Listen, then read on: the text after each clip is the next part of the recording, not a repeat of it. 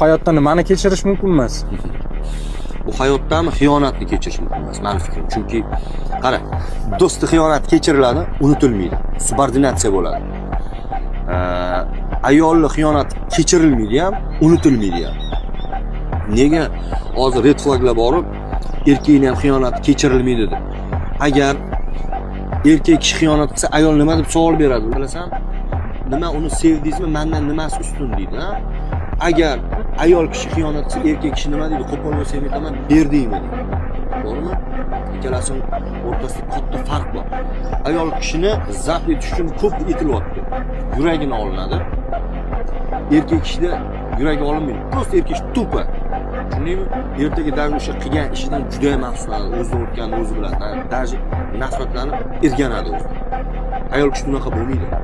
Ayol kishi dashi davom etadi. O'shaning uchun ayol kishini voqea kechirib bo'lmaydi. Do'st xiyonati